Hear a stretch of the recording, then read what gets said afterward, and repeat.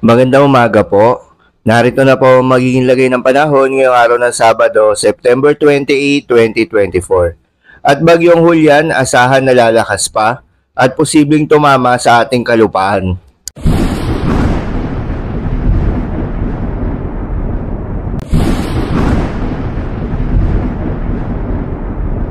Sa kasalukuyan na tayo sa pag-asa, napanatili ni Bagyong Hulyan ang lakas nito habang mabagal na kumikilo sa Philippine Sea. Si Bagyong Hulyan nga ay huling namataan sa layong 400 kilometers east of Apari, Cagayan.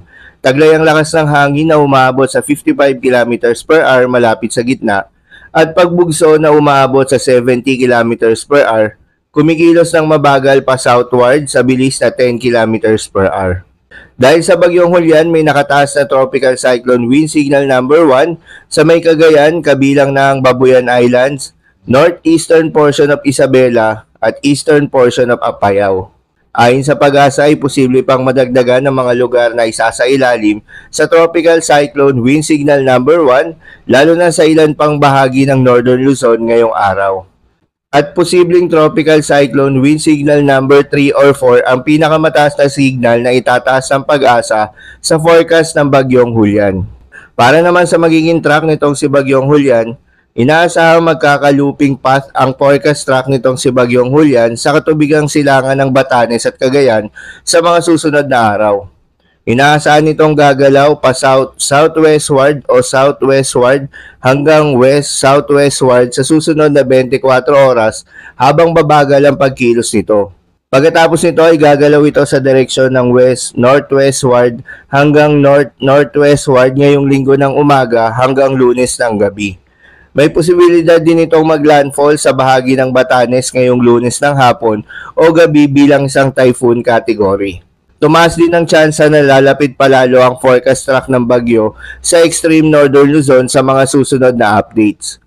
Inaasahan pang lalakas ang Bagyong Hulyan sa mga susunod na araw at maging isang tropical storm category ito ngayong araw at inaasahan nitong lalakas pa at maging isang typhoon category ngayong linggo na kung saan pinakamalapit ito sa Cagayan Valley. Inaasahan nitong mag-rapid intensification habang lumalapit ito at may posibilidad na maging isang super typhoon. Para naman sa magiging lagay ng panahon ngayong araw ng Sabado, dahil nga sa rain bands nitong si Bagyong Hulyan, asahan sa Cagayan kabilang ng Babuyan Islands ang maulan na panahon na may pagbugso ng hangin. Posible ang mga pagbaha o pagguho ng lupa dahil sa katamtaman hanggang sa malalakas at paminsan-minsang mas malalakas na mga pagulan. Habang sa Ilocos Norte, Ilocos Sur, Abra, Apayao, Kalinga, Mountain Province, Ifugao, Batanes at Isabela ay asahan naman yung maulap na kalangitan na may kalat-kalat na mga pagulan at thunderstorms. Dulot pa rin yan ng Bagyong Hulyan. Posible ang mga pagbaha o pagguho ng lupa dahil sa katamtaman hanggang sa kung minsan ay malakas na pagulan.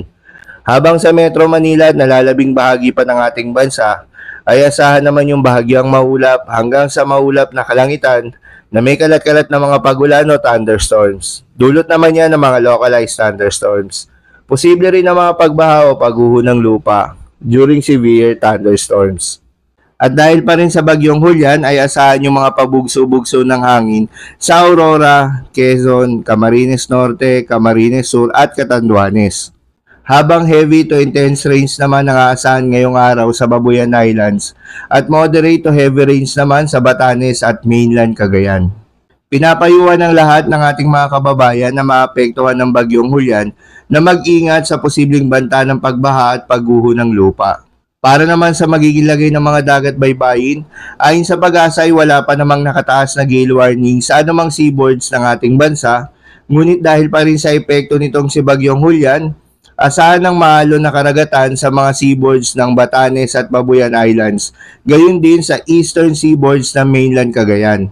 Payo ng pag-asa ay huwag munang pumalaot yung mga kababayan nating mangingisda at yung may mga maliliit na sasakyang pandagat. Habang iba yung pag-iingat naman sa mga seaboards ng Cagayan at nalalabing seaboards ng Isabela dahil inaasahan naman yung katamtaman ng mga pag-alon. So yun lamang po para sa lagay ng panahon ngayong araw ng Sabado. Keep safe everyone.